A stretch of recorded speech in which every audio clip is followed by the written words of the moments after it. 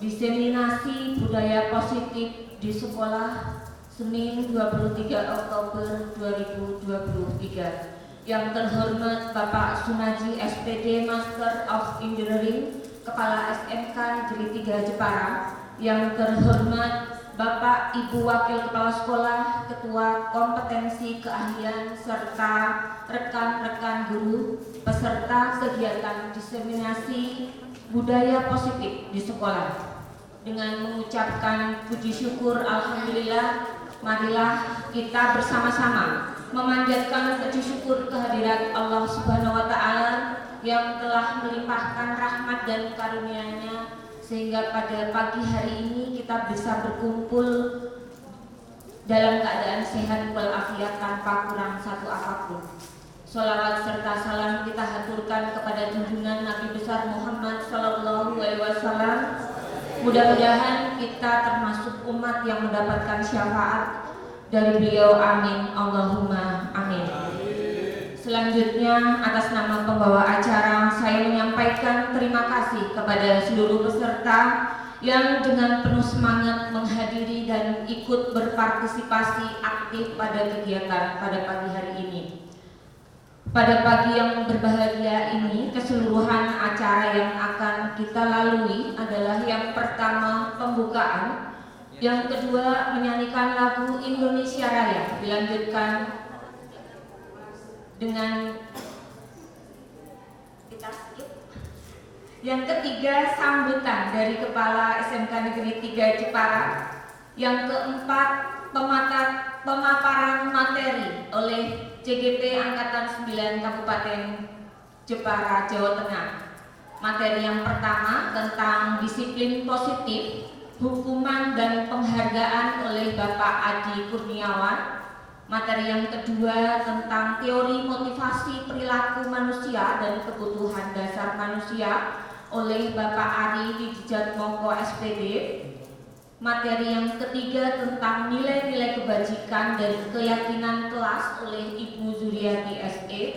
Yang keempat materi tentang 5 posisi kontrol dan segitiga restitusi oleh Sulistiorini SPD. Selanjutnya umpan balik dan refleksi 6 penutup. Marilah kita bersama-sama buka acara pada pagi hari ini dengan bacaan basmalah bersama bagi yang beragama Islam dan bagi yang non-muslim menyesuaikan. Bismillahirrahmanirrahim. Semoga dengan bacaan basmalah tadi acara kita pada pagi hari ini berjalan dengan lancar dan pengetahuan yang kita dapat memberi manfaat yang besar untuk kita semuanya. Selanjutnya acara yang kedua yaitu menyanyikan lagu Indonesia Raya yang akan dipandu oleh Ibu Zuriati. Kami persilakan. Hadirin dimohon berdiri.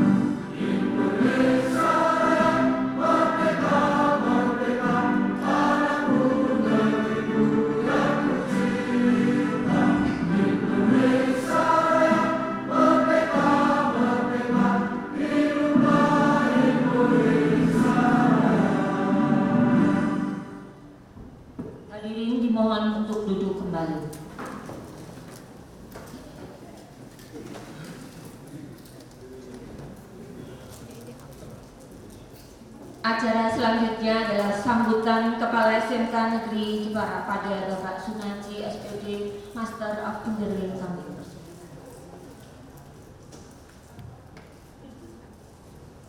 Bismillahirrahmanirrahim. Assalamualaikum warahmatullahi wabarakatuh. Salam sejahtera untuk kita semua.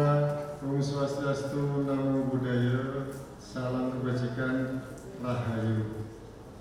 Yang saya hormati teman-teman narasumber dari CGP Angkatan ke-9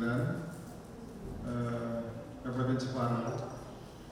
Yang saya hormati Ibu Bapak Guru calon CGP juga Angkatan ke-10.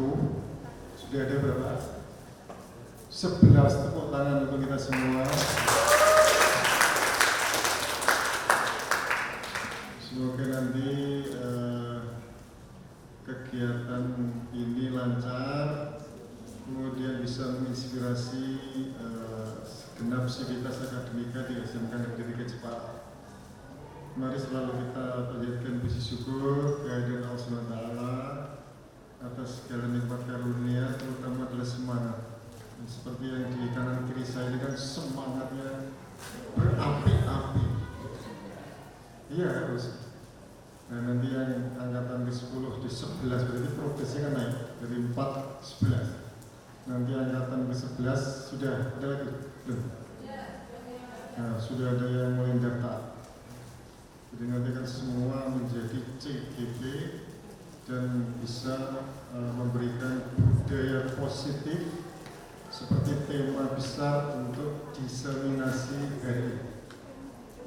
Nah, salah satu unggulan dari Kemendikbudristek adalah guru penggerak. Ini yang menjadi cara bagaimana merubah mindset dari teman-teman guru yang merupakan ujung tombak kemajuan pendidikan Indonesia itu di depan kelas. Berapa kali pun kurikulum itu dirubah, tapi kalau SDM-nya nggak move on, sama saja. Maka dari itu, dari inspirasi teman-teman CGP ini nanti ditularkan, didiseminasikan, biar nanti menjadikan satu gerakan bersama. Nah, syukur-syukur nanti dilanjutkan dengan episode ke-10, 11 dan seterusnya. Nah, salah satunya adalah sebagai pemimpin pembelajaran yang berpusat pada murid atau peserta didik atau yang kita sebut sebagai apa? Student center. Jadi sekarang guru tidak lagi dominan di dalam kelas. Harus sudah meninggalkan metode ceramah, kemudian kita bermigrasi kepada project based learning. Tetap strateginya pendekatannya adalah saintifik. Nah, sekolah nanti tugasnya adalah memberikan kebutuhan itu, infrastruktur, kemudian kurikulum dan seterusnya. Namun demikian, kalau tadi sekali lagi, kalau kita tidak mau berubah, ya sama saja. Nanti impact-nya kalau kita sudah menjadi seorang pemimpin pembelajaran itu tadi, anak-anak kita menjadi lebih kreatif seperti yang diinginkan dalam profil pelajar Pancasila. Jadi sesuai dengan visi kita akan mencetak lulusan yang berbudi pekerti unggul sesuai dengan nilai-nilai utama pada profil pelajar Pancasila, kemudian ditambah dengan soft skill yang kita dapatkan dari praktik PKL, dari industri, kemudian nanti juga harus berbudaya lingkungan. Ini sebagai isu yang sangat seksi, apalagi di tengah-tengah pemanasan global. Jadi yang seksi itu tidak hanya peradaban tinggal, tapi isunya juga seksi. Isu pemanasan global itu harus dibaca kaca diterjemahkan sebagai kesalahan kita di dalam menjaga lingkungan. Istilahnya greenhouse effect. Jadi kita itu seperti hidup di dalam rumah kaca. Rumah kaca tanpa jendela, tanpa AC. Kira-kira apa rasanya? Sumuk. Kenapa? Karena lapisan atmosfer kita ini sudah dipenuhi dengan apa? CO2, CO3 yang harusnya itu inframerah dari sinar matahari itu dipantulkan semua, katakanlah yang terabsorpsi itu sedikit, sekarang yang diabsorpsi itu banyak dan terperangkap di dalam lapisan atmosfer sehingga kita hidup sumuk tiap hari. Nanas, kata orang Jepang panas, nanus. Maka itu visi kita adalah berbudaya lingkungan. Nah, kalau sudah akhlakul karimah, sudah akhlaknya bagus, sudah mencintai lingkungan hijau-royo, kemudian mampu berwirausaha sesuai dengan moto dari SMK. SMK itu bisa, SMK hebat. Nah, biar semangat kita akan yel-yel utama kita. Ya, kita mulai ya, siap ya? Jangan makan dulu, nanti belum dipersilakan. SMK! SMK! SMK! SMK 3 Jepara! Tepuk tangan. Ini cuma snack jadi lemes nih. Nanti belum cepat. Itu sudah. Rasa khawatir Pak Badri. Dia seneng ya makan ini ramuan. Itu ya teman-teman, budaya positif nanti kita akan simak bersama. Dan mungkin ada beberapa yang izin untuk takliah nanti ya. Nah, apa ini kan dinamika. Kemarin Pak Ari minta 10 orang, itu cuma 10 orang Pak Lali, ya. Itu semua budaya positif semua. Apa ada yang sudah positif dari ini?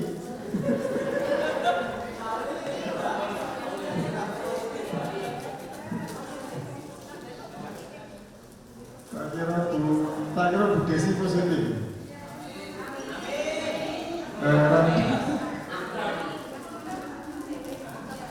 Gimana Bu? Sudah lulus ya? Sudah lulus? Gelarnya MPD sudah bisa? Oh, tidak apa-apa. Budaya positif berpikir positif. Ya, nanti silakan teman-teman merubah mindset yang terutama yang negatif-negatif. Masih ada yang negatif nggak? Kalau ada yang negatif nanti dipositifkan, ya? Dipositifkan. Saya kira itu saja. Untuk selanjutnya saya serahkan kepada narasumber Bu Dewi dan saya tidak saya satu kali ya. Dari saya.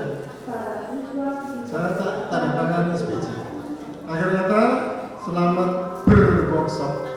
Selamat berdiseminasi, semoga nanti ada manfaat yang kita dapat dari event ini. Akhirnya wassalamualaikum warahmatullahi wabarakatuh.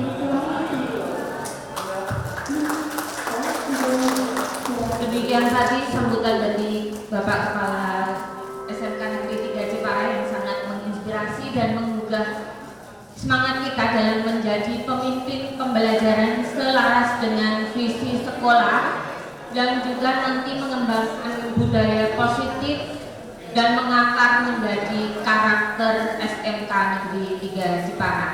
Acara selanjutnya adalah pemaparan materi, namun sebelumnya pramateri terlebih dahulu oleh Ibu Juliati. Kami persilakan.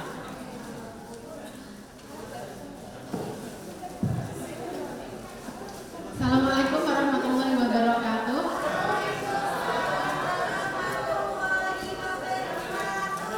Mohon maaf ya Bapak Ibu, ini kita hanya menyampaikan dan diseminasi, maksudnya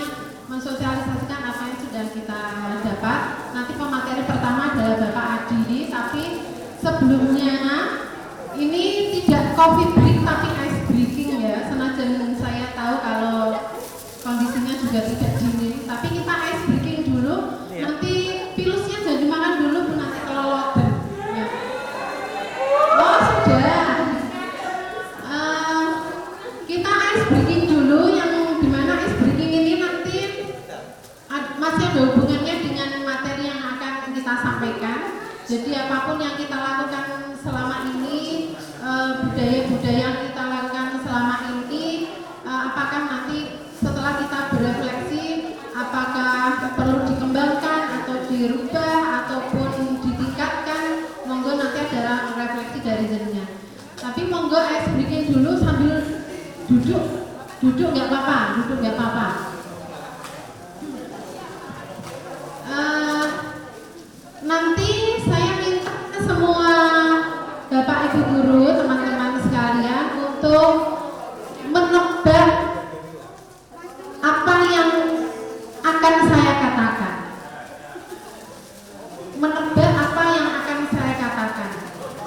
Tapi sebelumnya nanti tetap saya berikan petunjuk. Ini dadakan ya, ini tadi.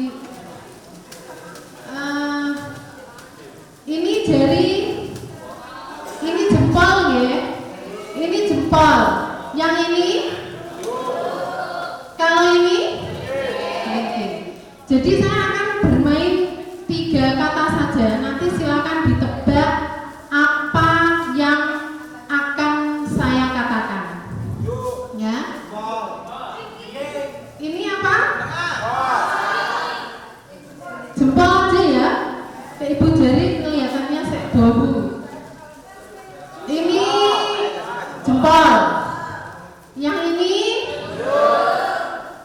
Kalau ini? Oke, ya. 3 itu enggak ya? Nanti ditebak apa yang akan saya katakan.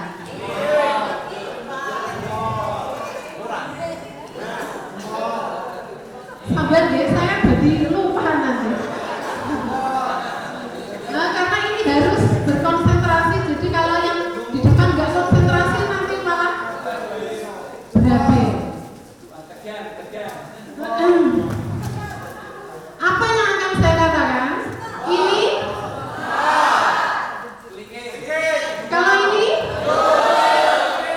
Berarti belum konsentrasi ya? Jangan gitu toh Pak. Kita kooperatif ya. Oh iya, murid itu terkadang memang ada yang tidak kooperatif dengan gurunya juga. Iya, enggak apa-apa. Oke Pak. Iya, enggak apa-apa. Itu malah bisa mewarnai hari ini. Ini apa? Kok ada yang jawab jempol tadi? Ini apa? Yang ini? Kalau ini?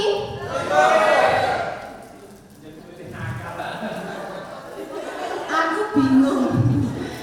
Sekali lagi ya. Yang ini apa? Ini? Kalau yang ini? Tepuk tangan, nanti saya sampaikan kenapa saya bilang jawabannya masih belum betul. Ini sudah mulai menyadari gitu.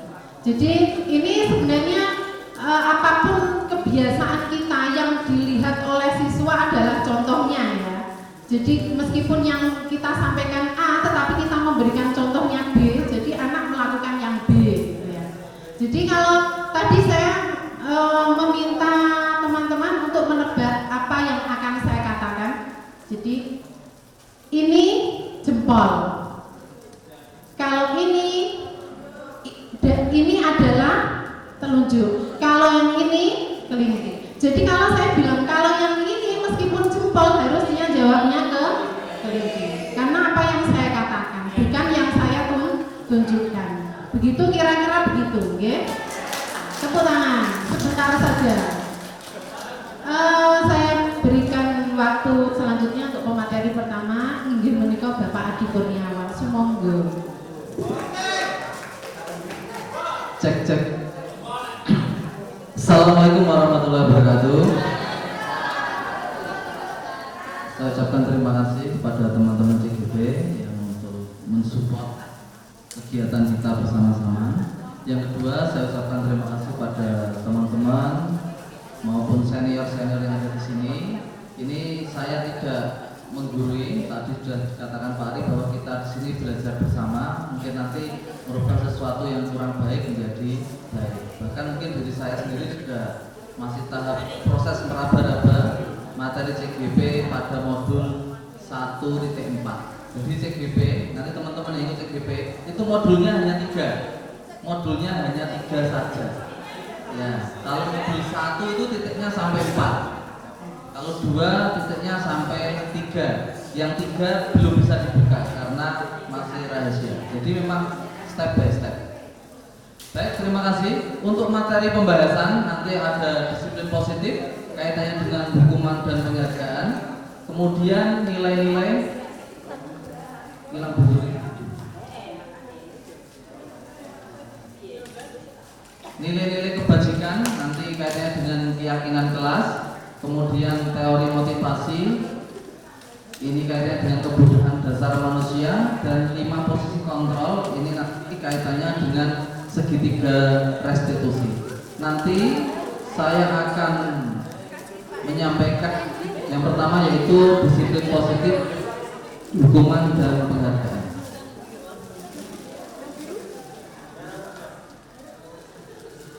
Kegiatan ini kami lakukan untuk memenuhi tugas aksi nyata pada modul 1.4 yaitu tentang budaya positif. Yang pertama yaitu latar belakang. Kenapa perlu ada budaya positif? Karena murid tidak suka peraturan. Ini murid itu kadang tidak suka peraturan. Karena selama ini jika mereka melakukan pelanggaran maka akan mendapatkan hukuman. Dan tidak jarang murid-murid yang mendapatkan hukuman ini malu terhadap teman-teman yang lainnya. Lanjut dulu. Kemudian tujuan dari aksi nyata ini kan merupakan rangkaian. Kemudian tujuannya yaitu untuk menciptakan murid yang merdeka dan disiplin diri yang kuat. Disiplin ini harapannya bukan berasal dari orang lain atau eksternal ya, tetapi dari diri sendiri. Kemudian menimbulkan budaya positif sekolah setelah meyakini nilai-nilai kebajikan universal. Untuk nilai kebajikan universal nanti akan disampaikan berikutnya. Tolak ukur kegiatan ini berhasil yaitu terbentuknya keyakinan kelas. Nah, melalui kegiatan kesepakatan kelas yang dibuat oleh guru mapel atau wali kelas.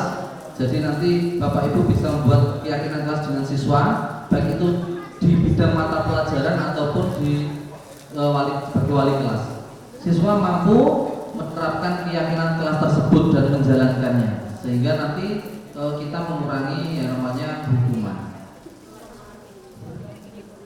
Konsep utama budaya positif tadi sudah saya sebutkan, yaitu ada disiplin positif, hukuman dan penghargaan, nilai-nilai kebajikan, keyakinan kelas, teori motivasi perilaku manusia dan kebutuhan dasar manusia, serta 5 posisi kontrol dan segitiga restitusi.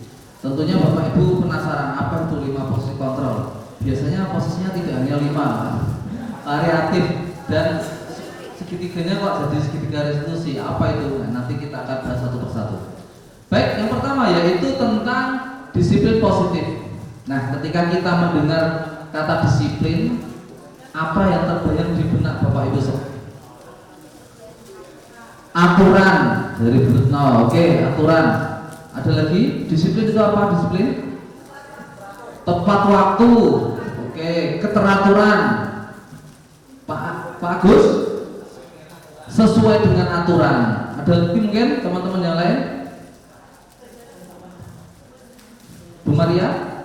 Sudah tadi. Iya, betul. Disiplin ini cenderung dengan tepat waktu, harus sesuai aturan. Nah, pengertian disiplin sebenarnya adalah kepatuhan seseorang dalam mentaati aturan yang ada. Nah, apakah aturan ini yang membuat siswa? Bukan, yang membuat adalah sekolah, yaitu melalui Bapak Ibu guru. Nah, cenderung untuk siswa yang tidak disiplin ini akan mendapatkan hukuman, entah hukumannya disuruh lari, disuruh push up, bersih-bersih dan lain-lain. Tetapi sebenarnya disiplin positif itu tidak harus memberikan hukuman. Justru itu adalah salah satu alternatif terakhir, dan kalau perlu tidak usah digunakan sama sekali. Jadi ada alternatif-alternatif lain yang ternyata itu lebih bagus daripada memberikan hukuman. Ketika kita memberikan hukuman itu terkadang siswa kita tidak menjadi jera, tapi malah mengulangi lagi, dan bahkan mungkin efeknya akan membenci kita yang beri hukuman. Wah, telat 5 menit baik kok juga bisa Pak Adi 10 kali. Nah, ini siswa kadang malah benci. Bahkan teman BK, salah satu teman BK itu malah ada yang ditantang muridnya ya Pak Anwar, karena mendisiplinkan anak. Ayo Pak, segel wae nang ngarep Pak. Tuh, karena memang anak itu mungkin malu atau mungkin sakit hati karena diberi atau hukuman yang mungkin tidak sesuai dengan hati mereka.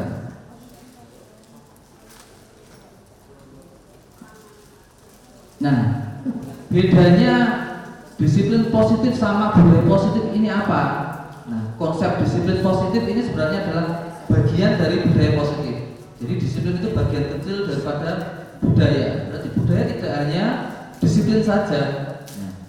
Nah, ini untuk disiplin positif, Bapak Ibu bisa lihat di depan bahwa dalam budaya kita makna kata disiplin dimaknai menjadi sesuatu yang dilakukan seseorang pada orang lain untuk mendapatkan kepatuhan. Nah, mendapat kepatuhan kita cenderung menghubungkan kata disiplin dengan ketidaknyamanan. Ketika kita sendiri datang terlambat, kita dihukum, kita ditegur saja kan kadang kita tidak nyaman ya, malu. Ini mungkin yang memotivasi saya salah satunya. Saya kan sering terlambat ya kemarin ya. T-nya itu mungkin separuh, tapi karena mungkin sudah ada warning wah nanti ditegur dan lain sebagainya, jadi merasa tidak nyaman dengan keadaan seperti ini. Kemudian sebagai pendidik tujuan kita adalah menciptakan anak-anak yang memiliki disiplin diri sehingga mereka bisa berperilaku mengacu pada nilai-nilai kebajikan universal dan memiliki motivasi intrinsik bukan intrinsik. Jadi siswa yang datang ke sekolah tepat waktu itu bukan karena di depan itu ada yang jaga, ada guru dan nanti datang menghukum, tetapi memang dari dalam dirinya sendiri ingin datang lebih awal atau tepat waktu sehingga nanti bisa mengikuti pembelajaran dengan baik. Kemudian disiplin positif juga merupakan salah satu cara untuk menerapkan disiplin dengan tujuan menumbuhkan kesadaran serta berdayakan anak untuk melakukan sesuatu tanpa sogokan atau ancaman serta hukuman. Jadi kadang kita beri, nanti kalau kamu tidak terlambat nanti tak beri roti, tak beri uang, itu ternyata juga tidak baik efeknya. Jadi dihukum secara tindakan juga tidak baik, diberikan sogokan atau imbalan juga sebenarnya tidak baik. Lanjut. Nah, ini motivasi perilaku manusia, bisa panjenengan saksikan bahwa motivasi merupakan dorongan yang muncul dari diri sendiri. Ada beberapa tahap ya. Kenapa toh kita disiplin? Yang pertama yaitu menghindari ketidaknyamanan. Ini ya. Ini murid merasa tidak nyaman kalau dihukum, murid merasa tidak nyaman kalau dimarahi atau ketika kita diingatkan, itu tidak nyaman. Ini masih merupakan dorongan ekstrinsik atau dari luar. Kemudian yang kedua yaitu mendapatkan imbalan atau penghargaan dari orang lain. Nanti kalau kamu tidak terlambat, nanti tak kasih hadiah. Ya. Ketika dia pertama tidak terlambat kasih hadiah, dia senang. Tetapi berikutnya ketika dia tidak diberi hadiah, maka dia juga akan hilang motivasinya. Kemudian ini yang terakhir yaitu menghargai diri sendiri dengan nilai kebajikan yang ada pada diri. Ini berarti murid datang itu dengan kesadaran diri sendiri. Tidak hanya datang ke sekolah tepat waktu, berpakaian sesuai dengan seragam lengkap, tidak karena ada guru BK atau tim STP 2K.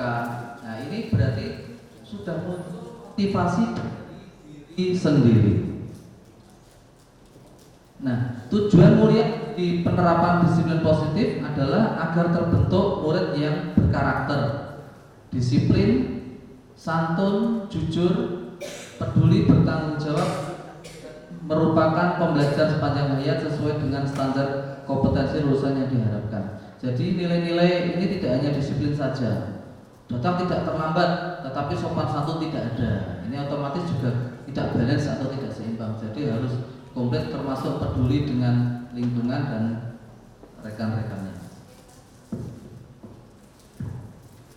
Nah, sekarang kita masuk ke hukuman dan penghargaan. Nah, kita mulai dari penghargaan dulu, sesuatu yang indah dulu. Penghargaan adalah bentuk pengakuan atas pencapaian siswa dalam belajar. Memberikan penghargaan pada siswa dapat meningkatkan motivasi belajar. Nah, tetapi untuk penghargaan ini sifatnya adalah jangka pendek.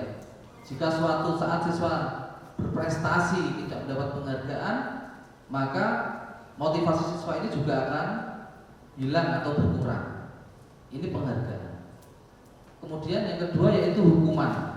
Tentu Bapak Ibu tidak asing dengan hukuman, karena mungkin di zaman kita sekolah dulu kita tidak disiplin, dihukum. Datang terlambat, dihukum. Kuku panjang, dipukul. Kalau dulu saya dipukul jari-jarinya. Mungkin kalau sekarang sudah tidak ada lagi. Kuku panjang, dipukul, lapor orang tua. Orang tuanya nanti tidak terima, kemudian dikasuskan. Hukuman. Oke, kita lanjut ke konsep disiplin dengan identitas gagal. Mungkin agak samar tulisannya. Hukuman itu sifatnya menyakitkan. Ini mungkin kalau hukuman fisik ya.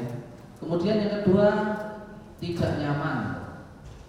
Kita dihukum kan tidak nyaman. Murid menjadi takut, kecuali yang bermental baja kemudian besok kembali mengulang kesalahan lagi. Memaksa. Jadi kita buat norma-norma itu harus diikuti siswa. Kita sifatnya memaksa. Dan kadang kalau ditanya, itu murid akan menyembunyikan kesalahannya karena takut ketahuan, dan murid menjadi rendah diri. Nah, sedangkan penghargaan ini juga ada minusnya, yaitu tidak efektif, merusak hubungan. Maksudnya gimana merusak hubungan? Misalnya kita nih dalam suatu kelas 10 AKL 2, ada yang berprestasi, misalnya Andri berprestasi, nanti diberikan hadiah buku 5 dus misalnya, karena dia berprestasi. Nanti mungkin saja saya sebagai temannya itu juga iri, loh Andri nilainya harus selisih sedikit dengan saya, dia dapat 5 dus, saya kok tidak dapat. Jadi menimbulkan rasa iri. Tapi juga saya tidak iri kok, juga ada seperti itu. Ini tergantung siswanya. Kemudian mematikan kreativitas. Jadi pemberian penghargaan itu hanya untuk memotivasi sesaat saja. Menghukum dengan sistem ranking.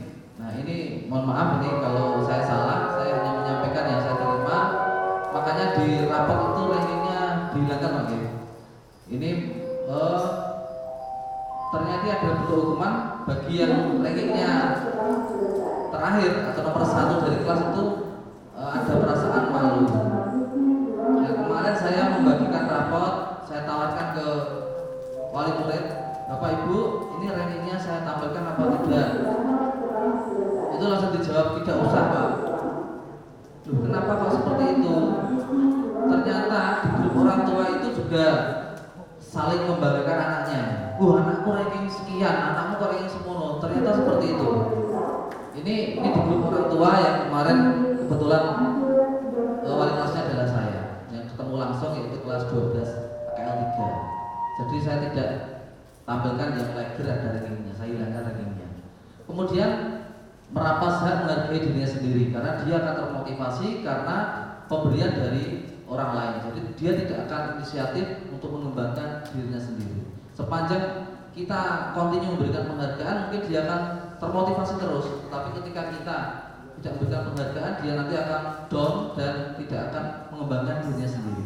Ini termasuk konsep disiplin dengan identitas yang gagal yang tadi. Nah sekarang yang identitas sukses itu yang seperti apa? Yang pertama yaitu konsekuensi. Tapi konsekuensi ini juga penguatan jangka pendek. Konsekuensi itu apa? Yaitu dari sekolah memberikan aturan, kemudian dari siswa juga menanggapi. Jadi aturan itu sudah dimunculkan sebelum ada tindakan. Jadi sifatnya tidak spontan. Nah, kemudian yang kedua yaitu perlu monitoring berkelanjutan, harus dipantau. Misalnya kita buat konsekuensi siswa yang terlambat, nanti konsekuensinya apa? Konsekuensinya membersihkan musola. Ini kalau tidak dipantau, kadang siswa kan tidak membersihkan musola, tapi malah hanya duduk saja. Sholat duha misalnya, kalau tidak ada yang memantau juga tidak akan sholat duha. Kemudian stimulus respon, murid menghormati peraturan, kehilangan waktu untuk merenungi kesalahan. Pokoknya sudah tahu terlambat pasti nanti membersihkan musola, seperti itu. Kemudian ini solusi jangka panjang, yaitu restitusi. Nah, ini nanti akan ada di puncak kegiatan kita, yaitu restitusi. Mungkin saya sendiri juga belum bisa mempraktekkan kegiatan restitusi dengan baik. Mungkin Bapak Ibu sudah pernah menjalankan, hanya saja belum tahu istilah-istilahnya. Restitusi ini murid akan bertanggung jawab untuk perilakunya. Jadi sudah ada dorongan dari dalam dirinya sendiri. Dia datang tepat waktu bukan karena orang lain, dia belajar bukan karena gurunya killer atau remedi terus, tapi dari dirinya sendiri. Kemudian fokus pada pemecahan masalah jangka panjang, karena dia termotivasi dari diri, maka dia setelah selesai memahami satu konsep, dia akan beralih ke konsep lain tanpa harus disuruh oleh gurunya. Yang ketiga, murid menghormati dirinya dan orang lain. Yang keempat, teori kontrol, setiap siswa dapat mengontrol dirinya sendiri. Jadi kadang itu kita tidak bisa mengontrol diri kita sendiri, mau berbuat apa.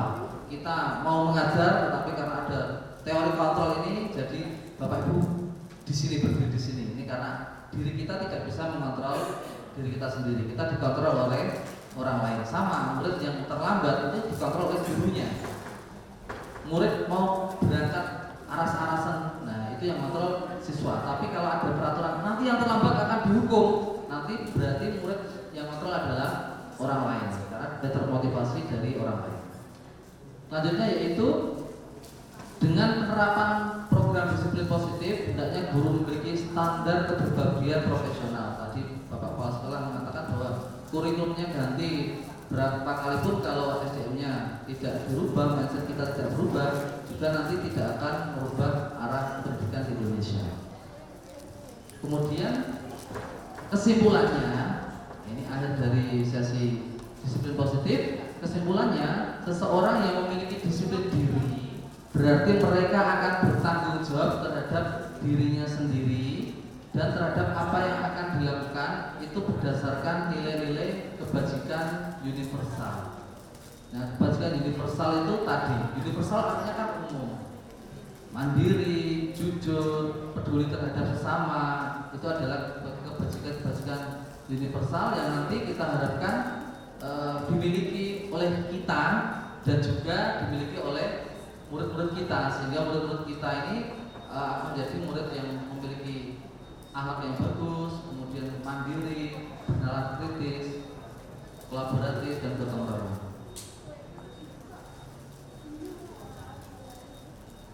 Sekian dari saya, kurang lebihnya mohon maaf. Bila taufiq wal hidayah, wassalamualaikum warahmatullahi wabarakatuh.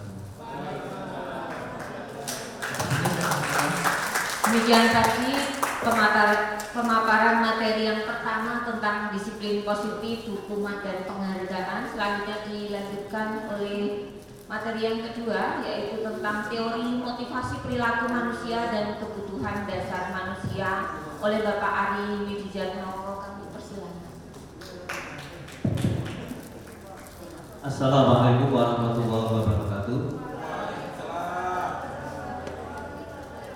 Terima kasih atas waktu yang diberikan. Mohon izin teman-teman sekalian menyampaikan tentang teori motivasi. Teori motivasi, mengapa seseorang melakukan satu tindakan. Ya, saya kirim ke Bu Yulia saja.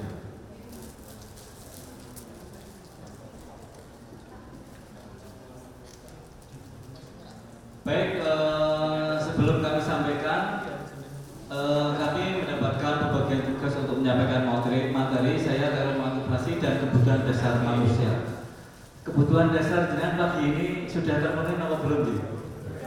Nah, akan kita lanjutkan apakah sudah terpenuhi atau belum. Baik, sebelumnya ketika kita melakukan sesuatu, baik manusia dewasa maupun murid-murid kita, ada beberapa latar belakang yang menyebabkan dia melakukan tindakan. Ya, dan menurut ahli teori motivasi dibagi menjadi 3. Lanjut dulu tadi bawahnya.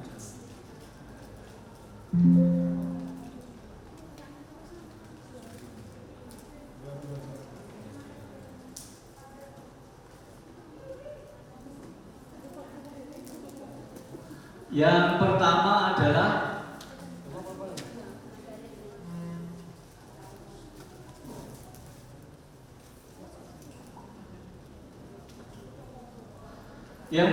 orang melakukan sesuatu tindakan karena menghindari hukuman, atau dikatakan tadi Pak Adi mengatakan motivasi eksternal.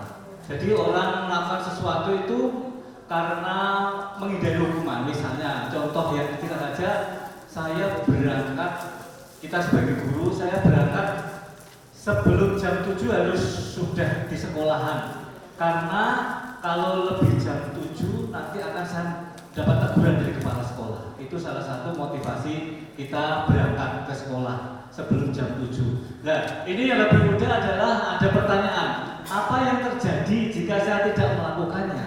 Apa yang terjadi jika saya masuk atau berangkat ke sekolah lebih dari jam 7? Nah, maka itu akan mendasari seseorang untuk datang sebelum jam 7. Nah, ini teori yang pertama. Kemudian teori yang kedua, orang melakukan segala sesuatu itu karena imbalan, ya, atau di sini juga termasuk motivasi eksternal. Contohnya, saya berangkat ke sekolah sebelum jam 7 supaya saya mendapatkan pujian dari teman saya. Wah, Pak Adi hebat berangkat sebelum jam 7, Pak Ari hebat. Nah, ini saya senang sehingga saya berangkatnya sebelum jam 7 karena saya senang merasa dipuji, mendapatkan imbalan. Ini juga motivasi eksternal. Kemudian yang ketiga adalah saya berangkat ke sekolah sebelum jam 7 karena saya menyadari ini adalah menghargai diri sendiri dan nilai-nilai yang dipercaya. Seperti tadi Pak Adi mengatakan nilai-nilai kebajikan universal, bahwa saya berangkat harus sebelum jam 7 karena apa? Nilai-nilai kebajikannya adalah saya bisa mempersiapkan diri supaya saya lebih siap dalam mengajar. Ini adalah nilai-nilai kebajikan umum yang diakui oleh semua orang. Ya, dan ini adalah motivasi yang paling bagus ketika seorang itu berangkat jam 7 karena dia percaya bahwa dengan berangkat sebelum jam 7 dia menghargai dirinya sendiri dan menghargai nilai-nilai yang dipercaya secara umum. Nah, ini yang disebut dengan motivasi internal, motivasi yang digerakkan oleh diri kita sendiri untuk melakukan sebuah tindakan. Nah, ini ada 3 teori motivasi. Jadi siswa kita melakukan segala sesuatu itu ya karena tiga teori ini.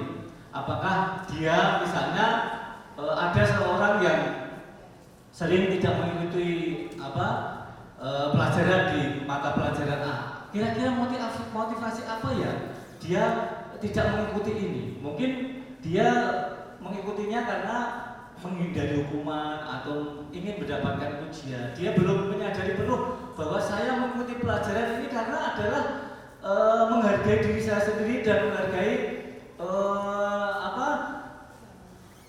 nilai-nilai secara umum, secara universal, bahwa ketika mengikuti pelajaran itu sangat penting, saya akan mendapatkan ilmu.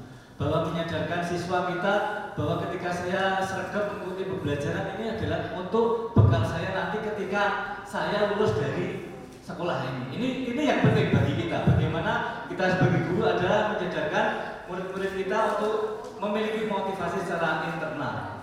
Lanjut begini. Selanjutnya adalah kebutuhan dasar manusia. Tadi saya Bapak Ibu Guru, saya tanya secara sederhana, apakah Bapak Ibu Guru kebutuhan dasar sudah terpenuhi? Alhamdulillah sudah. Berarti yang sudah yang sudah ngunduh, yang sudah maaf jajan itu salah satu indikator sudah terpenuhi. Karena salah satu ada kebutuhan dasar manusia adalah kebutuhan hidup, ini yang paling mendasar, survei. Jadi ketika ada anak kita, menurut saya ada murid kita yang kadang-kadang jarang masuk, ini jangan kita vonis dulu, kita tanya dulu. Mungkin salah satu kebutuhan dasarnya tidak terpenuhi. Dari rumahnya, misalnya bapaknya, ibunya sudah bekerja sehingga tidak sempat memasakkan atau membuatkan sarapan, sehingga dia tidak semangat begitu ketika sampai di sekolah karena kebutuhan dasarnya belum terpenuhi. Nah ini kita sebagai guru juga harus mengetahui tentang kebutuhan dasar murid kita. Makan, minum, sandang, papan, kemudian juga rasa aman. Nah, kadang-kadang anak ketika jarang masuk, setelah kita telusuri ternyata salah satu kebutuhan dasarnya tidak terpenuhi, yaitu rasa aman. Mungkin karena di sekolah tadi dibully temannya si kaca. Kemudian tidak diterima di lingkungannya. Nah ini faktornya banyak sekali. Makanya kita sebagai guru harus mengerti kebutuhan hidup atau survival itu adalah yang pertama, yang utama. Kemudian yang kedua, kebutuhan kasih sayang dan rasa diterima, love, belonging. Keinginan tetap terhubung dengan orang lain. Contohnya murid ingin menjadi bagian dari kelas atau sekolah. Anak-anak kita itu sangat semangat sekali ketika besok tanggal 26 ada galaksi. Dia dengan sukarela walaupun nabung, dia urunan membeli kaos galaksi. Bapak ibu guru juga sama. Saya ikut membeli kaos sekaligus nyumbang, karena dengan membeli kaos itu termasuk menyumbang. Nah ini bagian dari panjenengan atau murid-murid kita merasa memiliki sekolah ini. Nah ini termasuk salah satu kebutuhan kasih sayang dan rasa diterima. Bagaimana ketika kita di suatu lingkungan yang dicuekin, tentunya kita akan merasa, oh aku kok kayak ditompo ya. Nah ini termasuk ketika murid-murid kita melakukan tindakan yang tidak semestinya, ini kita harus mencari atau mengorek apa sih yang menjadi penyebab. Mungkin salah satunya karena dia tidak diterima di lingkungan kelasnya. Nah, dengan begitu kita akan melakukan pendekatan bagaimana sih anak ini, kenapa anak ini sampai tidak diterima di lingkungannya sebabnya, sehingga kita sebagai guru bisa memberikan pendekatan yang lebih bijaksana dan arif. Kemudian yang ketiga adalah kebutuhan tentang kebebasan. Murid diberi kesempatan membuat pilihan dan bertanggung jawab, menyuarakan pendapat dan hal-hal yang baru. Saya beberapa waktu yang lalu menerima WA dari anak-anak, Pak, tim futsal kita main Popda, lebih semangat kalau ada supporternya. Nah ini dia sepertinya ingin meluangkan kebebasannya untuk memberi support pada teman-temannya. Nah ini kalau tidak saya salurkan, tentunya ada gejolak-gejolak. Maka saya komunikasi dengan Bapak Kepala Sekolah, diizinkan dengan catatan-catatan. Di antaranya adalah jumlahnya dibatasi, kemudian anak-anak berjanji setelah supporter nanti kembali, dan ketika di sana tidak melakukan perbuatan-perbuatan yang melanggar norma seperti menjelek-jelekkan sekolah lain dan lain sebagainya. Nah ini tentunya kita sebagai guru harus mengerti, oh anak itu perlu bebas, tapi bebas tidak sebebas-bebasnya, tetapi dalam rangka untuk memberikan saluran-saluran. Apalagi anak-anak kita baru menginjak anak remaja. Saya sendiri itu di rumah itu baru mempelajari anak-anak saya yang kecil, bapak itu yang SMA, itu terjadi perubahan-perubahan. Sekarang itu loh, saya ingin mengajak ngomong aja itu sulitnya bukan main. Dek, ayo lakukan basket sama bapak. Tidak mau, tapi ketika temannya datang langsung mau latihan basket. Ini kadang saya sampai, Dek, ayo lihat Persija main ini di Gelora Bumi Kartini. Karena saya ini dekat dengan anak saya dan ingin ngobrol apa sih yang apa yang menjadi kesukaan dia, itu sampai seperti itu. Karena memang masa remaja dia inginnya pada kelompoknya. Makanya ketika malam minggu Pak saya bobot di Panggang di Tante, saya izinkan dengan catatan yaitu sholat subuh, sukawana dan lain sebagainya. Nah itu dalam rangka kita memahami anak-anak kita di masa usia remaja, maka kita juga harus mengetahui kebutuhan dasar manusia, di antaranya kebebasan. Kemudian selanjutnya adalah kesenangan. Bagaimana kita menciptakan kelas lingkungan sekolah itu pembelajaran yang menyenangkan dan membuat murid terpenuhi kebutuhan dasarnya. Jadi pada dasarnya tidak hanya murid, kita juga Bapak Ibu guru itu mempunyai kebutuhan kesenangan. Kalau dalam hal ini misalnya Bapak sekolah kan seringkali membuat kegiatan, itu ya dalam rangka itu, dalam membuat kesenangan. Yang penting tidak kesenangan pribadi, kesenangan ini secara umum. Misalnya ada Bapak Ibu guru yang senam, ya diadakan senam, ya, sehingga senam. Ya, kemudian ada yang senang olahraga seperti saya Pak Adi, ya dibuat acara olahraga, jalan sehat dan lain sebagainya. Anak-anak macam-macam kesenangannya. Makanya dari sekolah kita memakai melalui beberapa kegiatan. Kemudian yang terakhir adalah penguasaan atau power. Murid memiliki kebutuhan untuk kompeten, berprestasi, memiliki rasa dihargai, mengamati hal-hal yang baru, menjadi pemimpin. Beberapa waktu yang lalu lewat pembinaan OSIS, anak-anak mengadakan pemilihan ketua OSIS dan pengurus OSIS baru. Ini adalah salah satu wadah bagaimana kita di sekolah kita memberi wadah bagi anak-anak yang ingin menjadi pemimpin. Karena pada dasarnya manusia termasuk diri kita sendiri itu ada motivasi menjadi pemimpin. Minimal memimpin diri kita sendiri. Nah, itu minimal. Kemudian luasnya pada keluarga kita, kemudian pada lingkungan sekitar kita. Selanjutnya ada jadi itu yang kami sampaikan. Masih ada kelihatan masih satu. Nah, sebagai penutup, merdeka menurut Ki Hajar Dewantara. Jadi jangan saya sendiri kadang salah arti. Merdeka mengajar, bisa akarku dewi. Nah, ternyata salah. Merdeka belajar, bisa akarku dewi, belajar akarku dewi. Ternyata merdeka menurut Ki Hajar Dewantara adalah merdeka tidak hanya terlepas dari perintah, akan tetapi juga cakap untuk memerintah diri sendiri. Jadi ketika saya merdeka, maka saya cakap memimpin diri saya sendiri untuk tidak datang terlambat. Cakap memimpin diri saya sendiri untuk melaksanakan pembelajaran yang berpusat pada murid, menyenangkan pada murid. Cakap untuk bisa bersama-sama murid, mengantarkan murid kita untuk mencapai apa yang dicita-citakan. Tidak malah cakap untuk sampai akhir diri kita sendiri. Kemudian manusia merdeka adalah manusia yang secara lahiriah dan batiniah tidak tergantung pada orang lain, otonom, berdiri sendiri dan mandiri. Demikian Bapak Ibu dari saya, kurang lebihnya mohon maaf. Assalamualaikum warahmatullahi wabarakatuh. Demikian tadi pemaparan materi yang kedua tentang teori motivasi perilaku manusia dan kebutuhan dasar manusia. Yang mana teori motivasi perilaku manusia dan kebutuhan dasar manusia ini merupakan upaya kita bersama menumbuhkan keterlibatan murid untuk mencapai kelas impian bersama guna pembelajaran yang lebih efektif. Nah, berikutnya adalah materi tentang nilai-nilai kebajikan dan keyakinan kelas oleh Ibu Zuriati. Kami persilakan.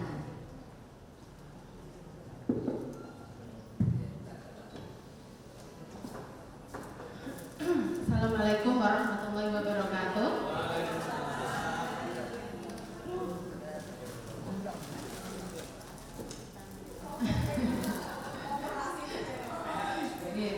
Ini sambil menghitung pesertanya.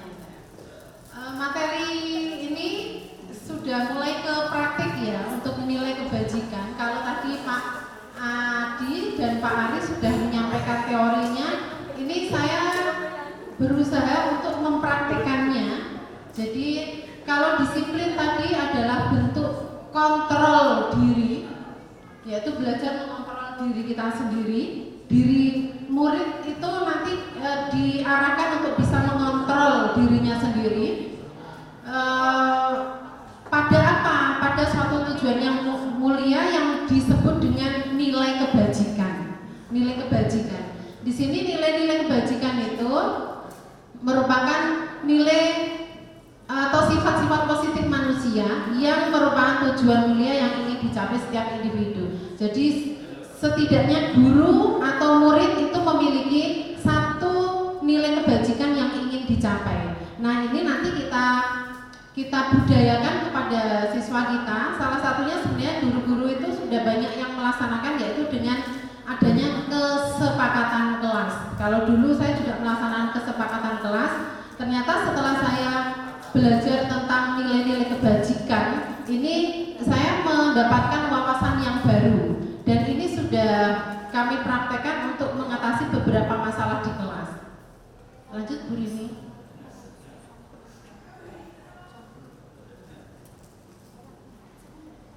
Nah, di sini mengaitkan nilai kebajikan yang diyakini oleh seseorang, maka motivasi intrinsiknya akan terbangun sehingga menggerakkan motivasi dari dalam untuk dapat mencapai tujuan mulia. Jadi seseorang itu tidak akan berguna misalnya kita sampai seberapapun memberikan motivasi dari luar kalau intrinsiknya itu tidak mau.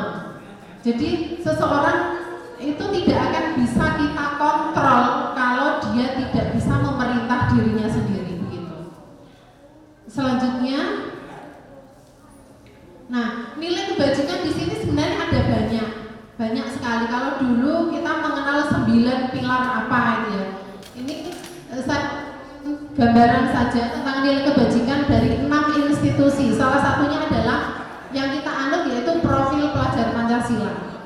Kalau siswa-siswa kita, kalau di kelas itu saya selalu berusaha mengingatkan kepada kita bahwa nilai kebajikan yang akan kita anut itu adalah profil pelajar Pancasila.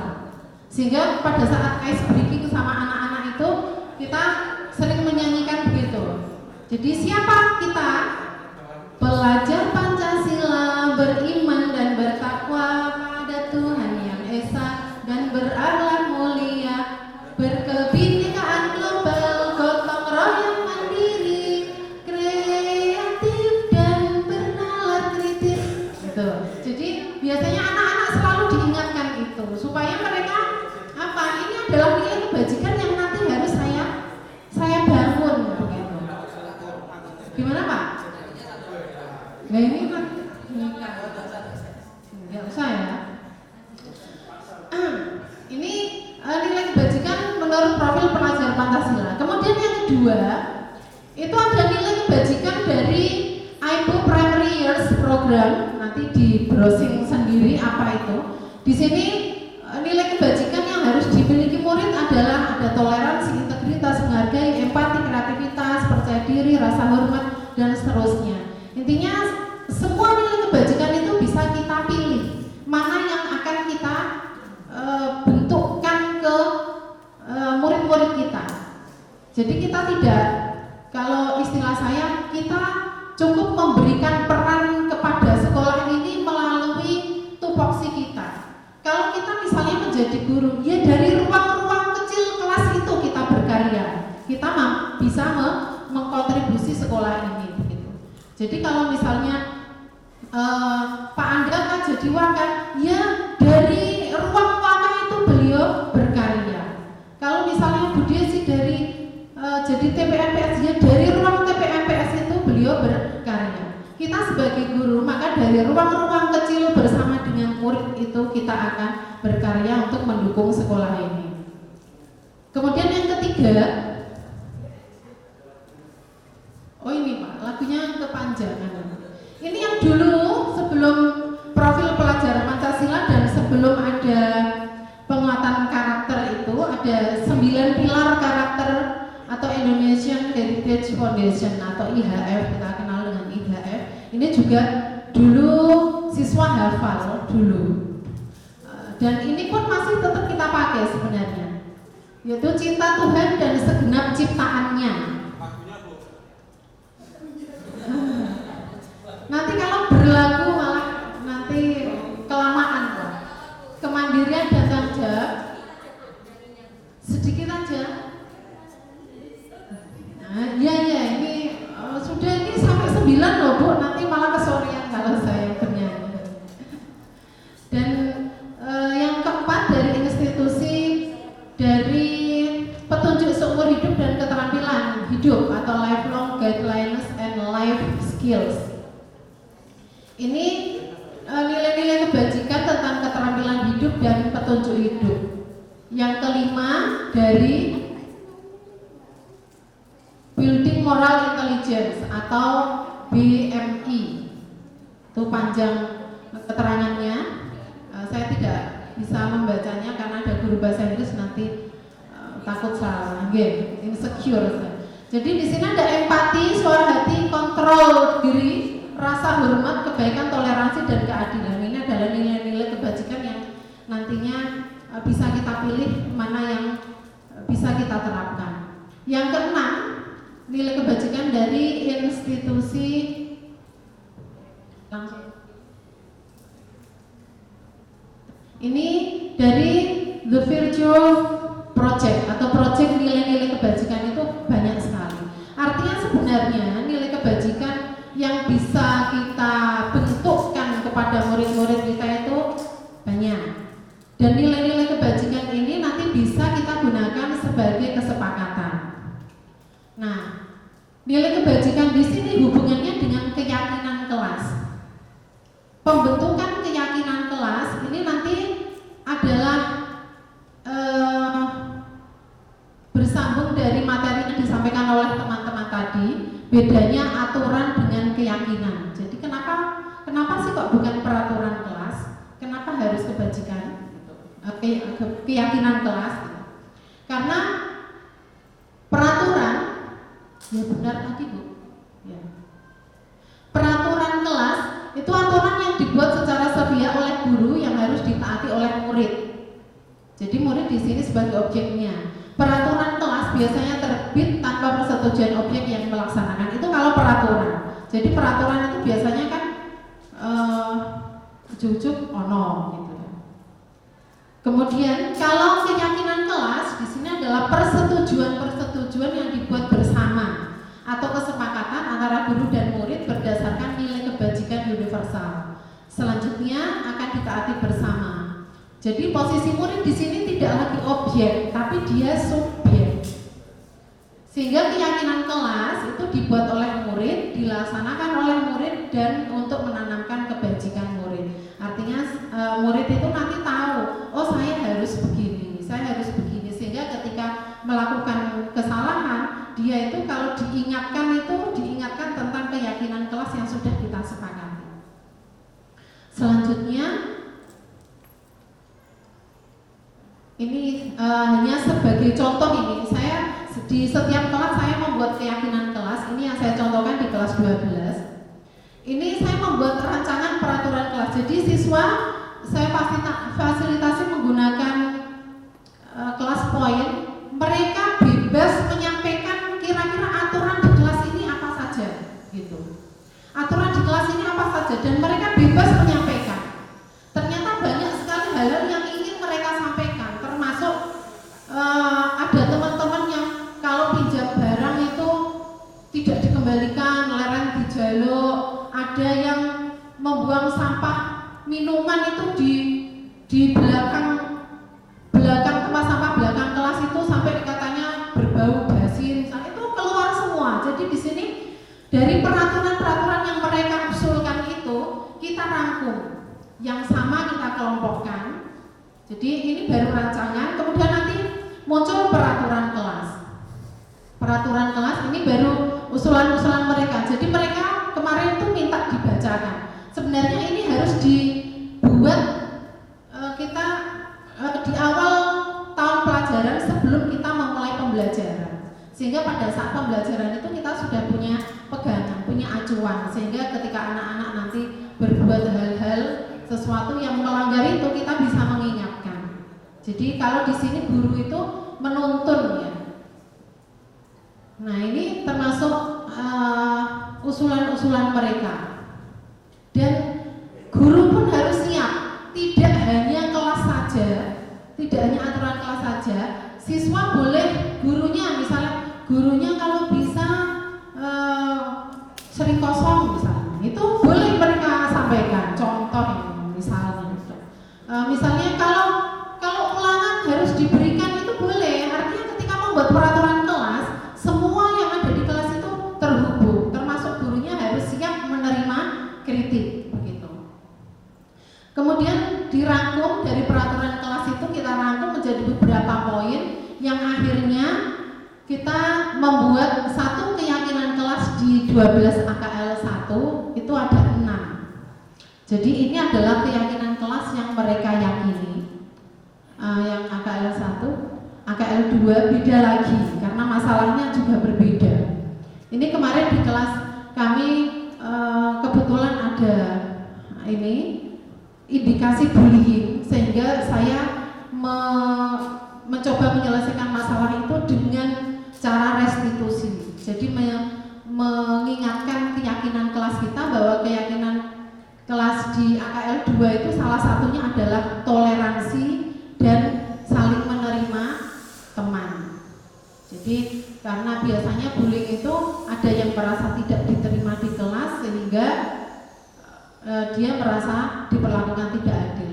Maka ketika saya menyampaikan tentang keyakinan kelas yang sudah kita sepakati bersama, sementara alhamdulillah ini mereka bisa berdamai dan mau bersalaman begitu. Tapi ini masih dalam masa pemantauan. Kemudian selanjutnya, dari keyakinan kelas itu nanti tahu tugasnya guru sebenarnya apa, murid itu apa. Jadi nanti ada 4 kotak ini yang akan kita buat di tugas guru apa. Misalnya mengajar, mendidik, menjawab pertanyaan, memberi nilai, mengatur kelas dan seterusnya. Sehingga tugas murid apa? Mereka juga tahu kalau gurunya harus begini, saya juga harus seperti ini.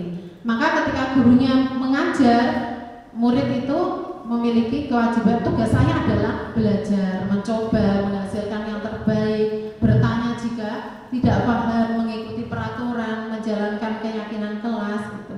Kemudian yang bukan tugas guru, yang pertama adalah menyakiti atau disakiti, memaksa untuk belajar, itu termasuk bukan tugas guru.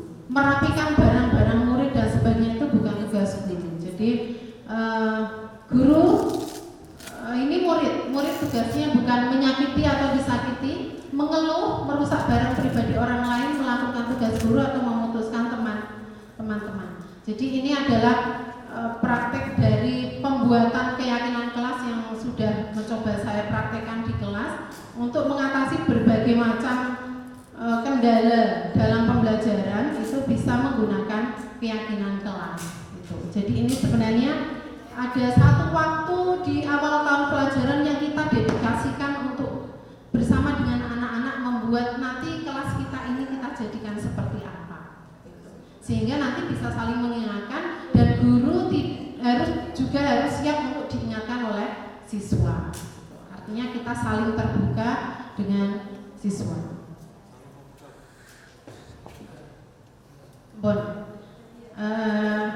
Ini untuk keyakinan kelas dan materi tentang apa mau ya ini sudah selesai dan kami serahkan waktu berikutnya untuk teman kami. Ini nanti kalau misalnya ada tanya jawab, setelahnya di akhir nanti pertanyaan itu ditujukan kepada siapa? Ngeten ya? Nggih. Ditulis mawon. Demikian pemaparan materi untuk kelas 3 tentang nilai-nilai kebajikan dan keyakinan kelas. Mudah-mudahan ini mampu menginspirasi dan memotivasi kita semua ya untuk siswa itu lebih aktif dan mampu mencapai potensi terbaik mereka. Artinya tadi ada keterbukaan dan fair, kita dan guru itu sepertinya komunikasinya yang baik ini menyebabkan kesadarannya muncul secara intrinsik. Selanjutnya materi yang berikutnya akan saya sampaikan sendiri. Mohon maaf saya berdiri. Mungkin berbeda dengan teman-teman saya masih harus ngefek dulu.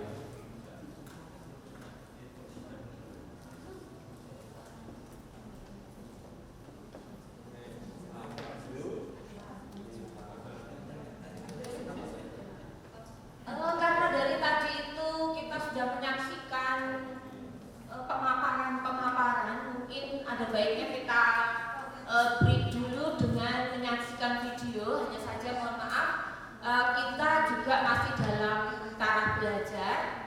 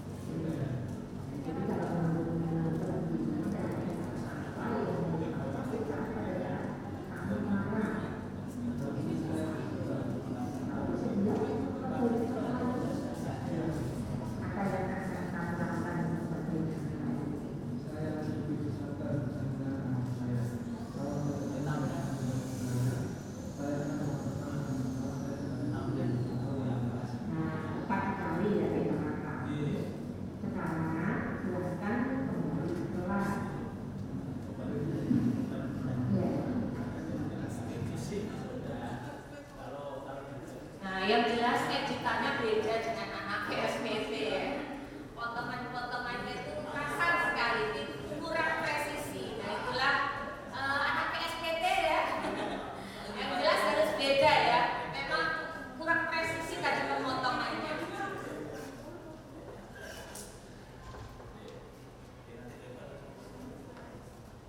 Sebelum saya melanjutkan mengenai apa itu segitiga restitusi, sebetulnya saya ingin terlebih dahulu membahas mengenai 5 posisi kontrol dan contoh penerapannya.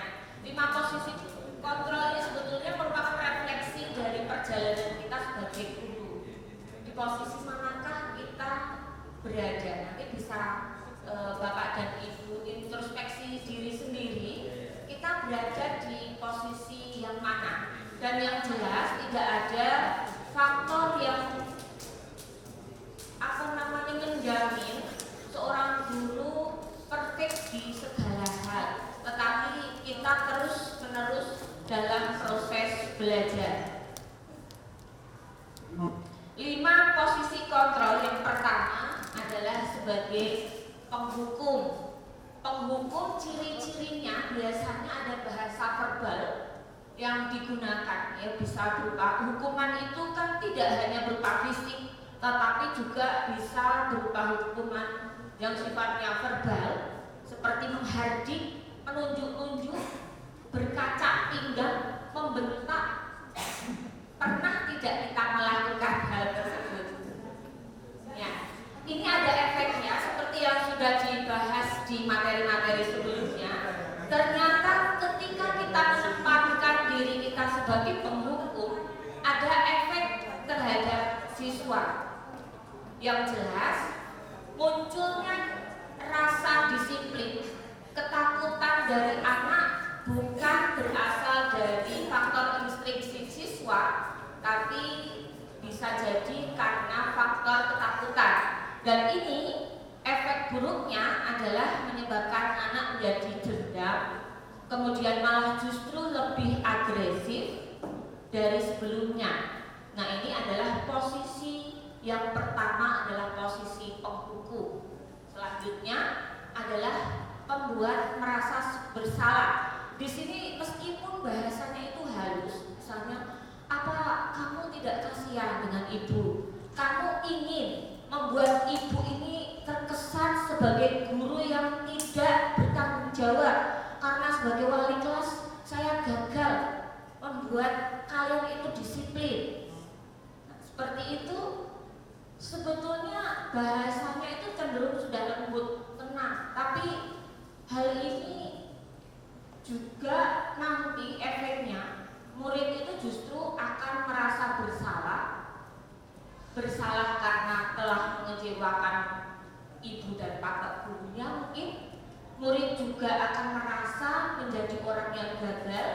Nah, ini yang berbahaya, karena ketika siswa merasa gagal, dia justru nanti sulit untuk bangkit kembali, karena emosi yang akan tertanam rapat di dalam murid itu menahan perasaan mereka.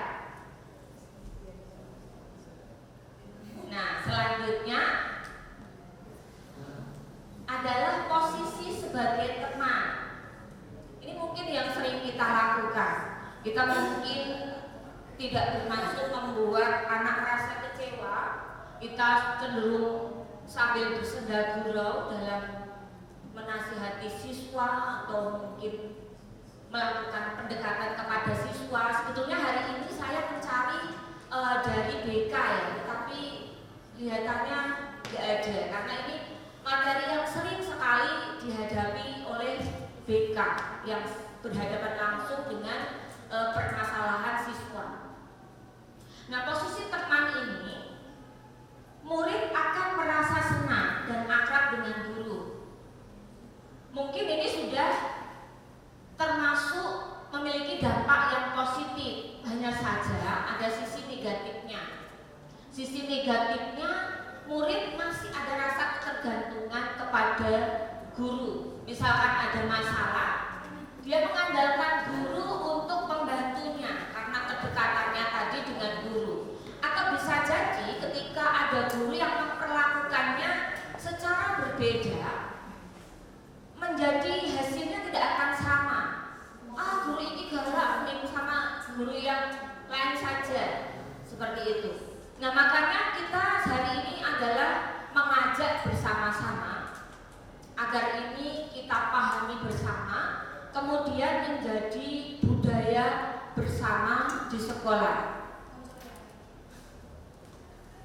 Nah, akibatnya dari posisi teman itu, misalnya ini di sini itu seorang anak bernama Adi, ini hanya akan berbuat sesuatu bila yang menyuruh itu guru tertentu. Nah, seperti itu akibatnya. Lanjutnya. Nah, posisi selanjutnya adalah pemantau atau monitor. Seorang guru yang berada pada posisi pemantau akan bersuara datar, tidak emosional, tidak bersenda gurau, ya kurang lebih sudah berwibawa gitu ya.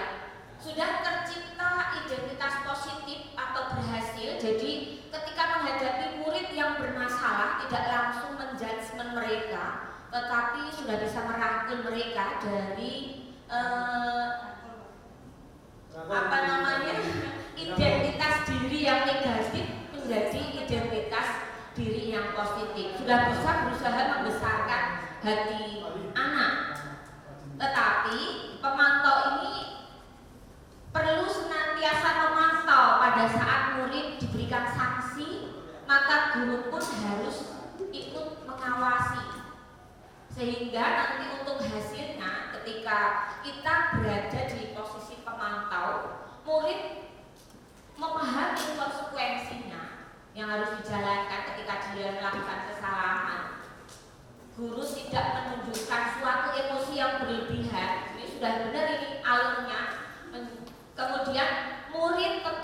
dibuat tidak nyaman, yaitu dengan harus tinggal kelas pada waktu jam istirahat dan mengerjakan tugas. Artinya ketika menerima konsekuensi yang guru berikan, ini kadang-kadang juga ada keterpaksaan.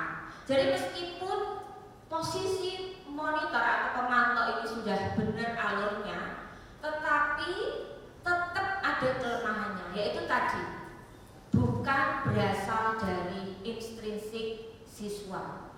Nah, berarti di sini garis besarnya pada 5 posisi kontrol nanti adalah bagaimana seorang guru itu cukup murid saja. Ketika bermasalah, dia sendirilah yang harus mencari sumber kesalahan dia di mana, solusinya seperti apa. Nah, guru hanya nanti sifatnya membantu. Contoh katakanlah, misalnya ada seseorang anak yang sering terlambat. Nanti hanya perlu kita tanya, alasannya terlambat apa, keyakinan kelas apa sih yang dia langgar ketika dia melakukan kesalahan tersebut. Kemudian dia sadar tidak pentingnya sebuah keyakinan kelas ya yang diyakini benar, misalnya sesuatu yang disiplin itu efeknya nanti untuk jangka panjang itu penting tidak untuk anak tersebut. Nah, kalau sudah kesadaran itu muncul dari diri siswa tersebut, maka kita akan mudah mengarahkannya. Maka kita sampailah pada posisi yang terakhir, yaitu sebagai manajer. Nah, di posisi manajer itu ciri-cirinya suara manajer itu netral, tidak emosional, tidak terlalu ramah dan tidak bernada tinggi. Sudah bisa menciptakan identitas positif atau berhasil pada murid. Guru akan dengan tulus mengajukan pertanyaan-pertanyaan bermakna agar membuka pikiran murid. Guru membimbing murid untuk memecahkan masalahnya secara mandiri. Jadi nanti harapannya memang di setiap pemecahan masalah kita pastikan anak itu justru yang menggali kira-kira solusi dari permasalahan yang dia buat itu apa. Yaitu nanti dengan mempraktekkan yang namanya segitiga restitusi. Makanya kita lanjut. Tadi kita sudah sama-sama menyaksikan contoh dari segitiga restitusi. Restitusi itu dikembangkan oleh pakar pendidikan bernama Diane Gosset. Ini berlandaskan pada teori kontrol tadi. 5 teori kontrol kemudian dikembangkan menjadi penerapan segitiga restitusi. Nah, restitusi ini tidak untuk kita saja sebagai guru, tetapi kita juga sebagai orang tua. Setelah dapat ilmu ini, saya itu menjadi seperti ini ya, merefleksi diri dan kemudian menyadari. Dan itu betul-betul ketika kita praktekkan, setiap anak itu pasti nanti suatu ketika berbuat kesalahan. Nah, itu kunci utamanya di sini adalah jangan mengidentifikasi identitas gagal ke anak. Tetap kita sampaikan bahwa Mbak, sebetulnya mama percaya kamu itu anak yang baik. Atau kita sebagai guru, saya percaya kamu ini anak yang baik, punya disiplin yang tinggi. Nah, dialog untuk segitiga restitusi bisa dialog antara guru dengan murid, bisa dialog antara orang tua dan anak. Karena segitiga restitusi adalah suatu proses dialog yang bisa dijalankan oleh guru ataupun orang tua agar nantinya itu menghasilkan murid yang mandiri dan bertanggung jawab. Itu intinya. Nah, selanjutnya adalah guru sebagai manajer. Di saat guru sebagai manajer, aspek yang dikembangkan pada murid adalah motivasi intrinsik, sehingga penanaman nilai-nilai kebajikan dapat tumbuh dan berkembang menjadi suatu kebiasaan positif yang akhirnya membentuk karakter murid. Maka karena kesadaran akan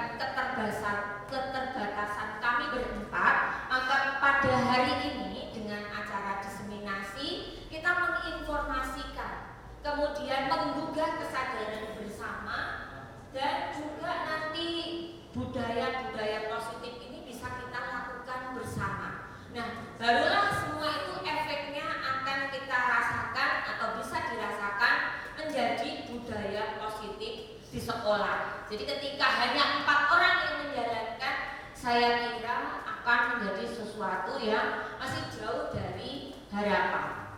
Nah, segitiga restitusi adalah proses dialog yang terdiri dari 3 langkah. Dari video tadi bisa disaksikan.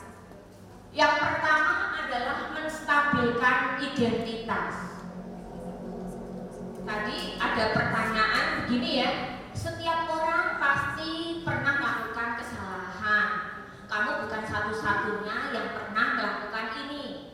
Jadi justru ketika anak bersalah, jangan langsung anggal dikandani, salah harapan kayak. Nah, itu namanya kita justru mematahkan semangat murid untuk mempercayai bahwa dia adalah identitas yang berhasil. Nah, tugas utama kita adalah mengubah identitas yang kurang sukses menjadi identitas yang berhasil atau identitas sukses. Kemudian baru ke langkah berikutnya adalah validasi tindakan yang salah.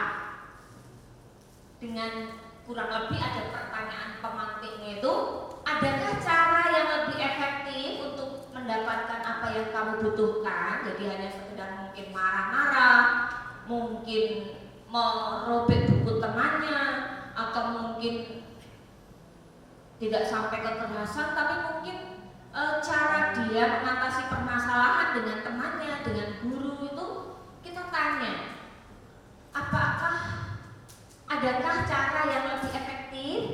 Nah, kemudian kamu tentu punya alasan mengapa melakukan itu. Nah, dari alasan yang dikemukakan kita jadi tahu posisi siswa itu di posisi yang mana.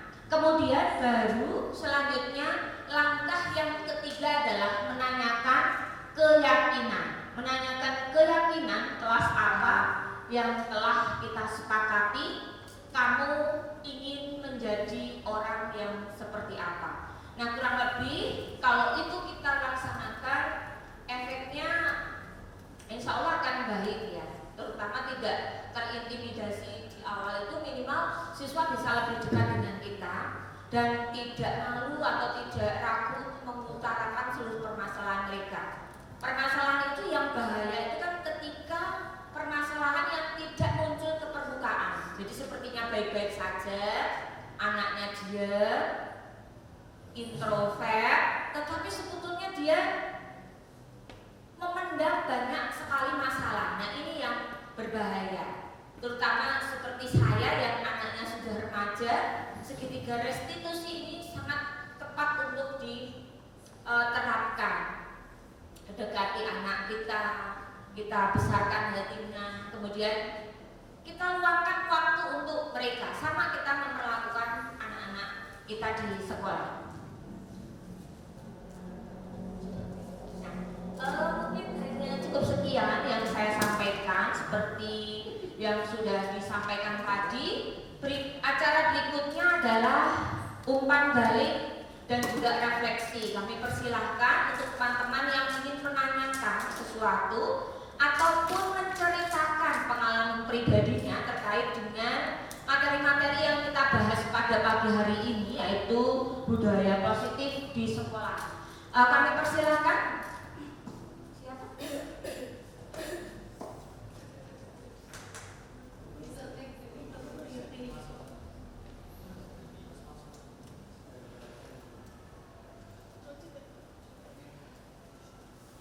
Bismillahirrahmanirrahim. Terima kasih Bu Rini atas kesempatan yang diberikan.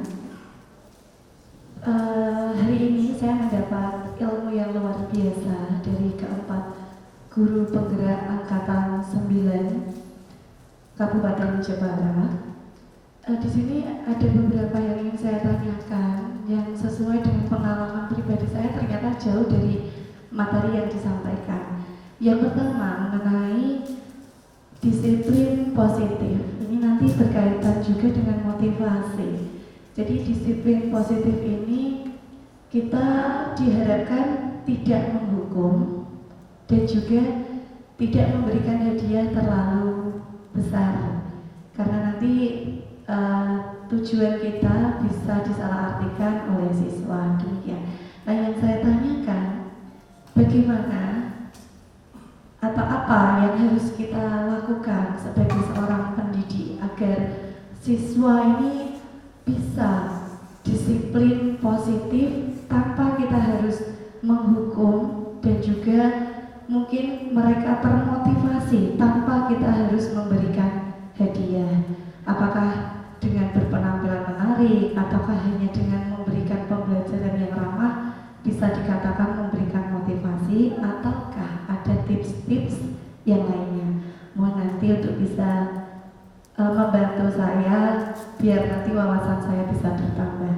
Berikutnya, kebetulan saya guru mata pelajaran yang di sekolah ini saya mengajar 3 kelas. Untuk kesepakatan kelas, apakah ini setiap guru mata pelajaran harus membuat kesepakatan kelas di semua kelas, ataukah kesepakatan kelas itu bisa dilakukan mungkin hanya dari wali kelas? Jika setiap guru mata pelajaran membuat kesepakatan kelas dengan siswa, berarti ada banyak sekali nanti kesepakatan kelas yang terdapat di kelas tersebut. Katakanlah di kelas yang saya menjadi wali kelasnya itu ada kurang lebih 10 mata pelajaran. Jika setiap guru mapelnya membuat kesepakatan kelas, nah ini alangkah banyak sekali kesepakatan kelas. Nah, yang dicontohkan Ibu Zuri tadi sangat menginspirasi, tapi cerita saya berbeda, Bu. Jadi kesepakatan kelas saya sudah pernah membuat. Ada beberapa pertanyaan di situ di mana mereka harus menjawab sendiri. Kemudian jawabannya di luar ekspektasi saya. Ada satu pertanyaan. Jika saya kedapatan tidak membawa buku pelajaran bahasa Indonesia, maka saya akan, nah mereka menjawab, dipulangkan Bu Maria dan tidak kembali lagi ke sekolah. Bagaimana ini cara kita menyikapi anak-anak yang kreatif seperti ini? Nanti mohon diberi tipsnya. Itu saja dari saya, Bapak Ibu. Sekali lagi terima kasih. Sukses selalu untuk guru penggara angkatan 9. Wassalamualaikum warahmatullahi wabarakatuh. Waalaikumsalam warahmatullahi wabarakatuh. Silakan teman-teman, ini siapa yang mau menjawab terlebih dahulu? Pertanyaannya kelihatannya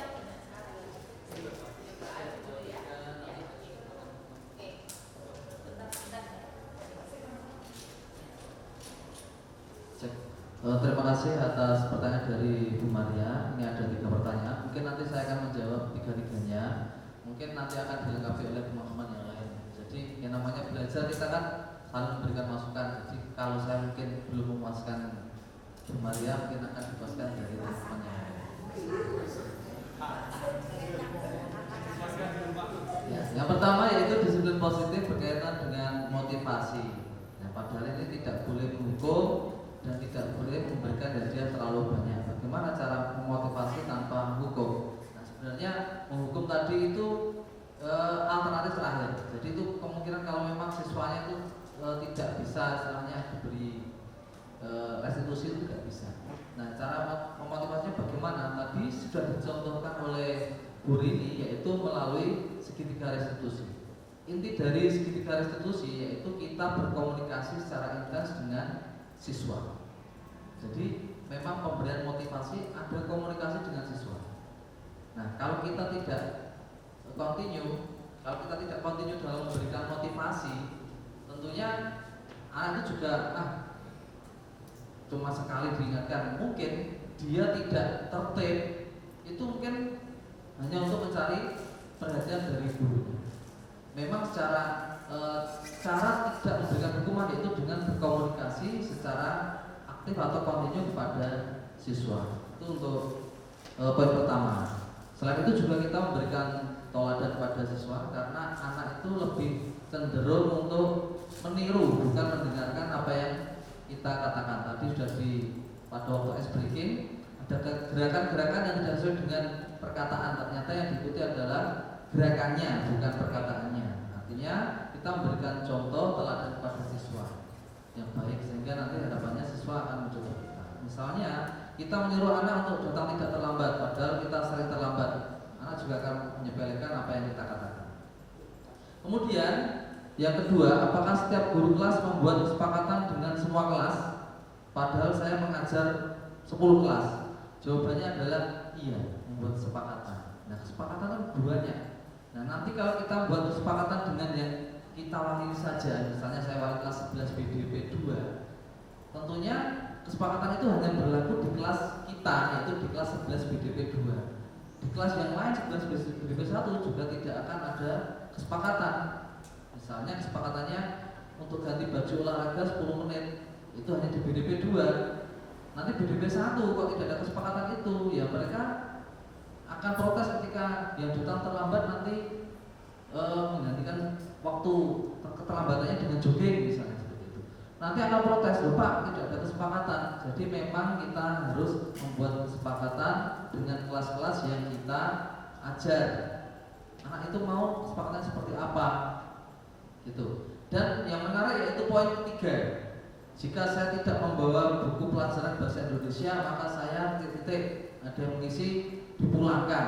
Nah, ini sesuatu yang menarik. Saya juga mau seperti itu. Mungkin kalau saya jadi posisi siswa, saya juga seperti itu. Tapi saya yakin akan ada jawaban-jawaban anak yang lain yang berkaitan dengan ini. Mungkin ada yang tidak setuju dengan dipulangkan seperti ini. Kalau memang banyak yang setuju, nah ada konsekuensinya nanti kesepakatan berikutnya apa?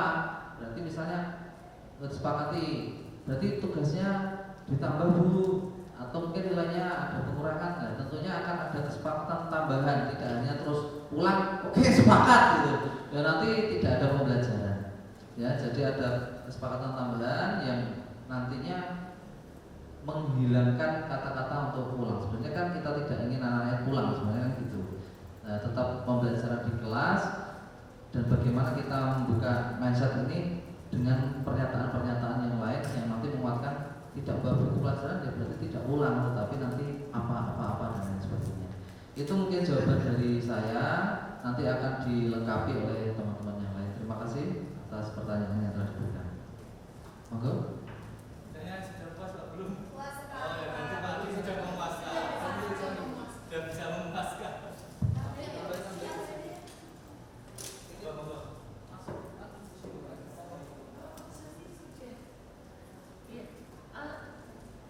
Tidak ada tambahan apa?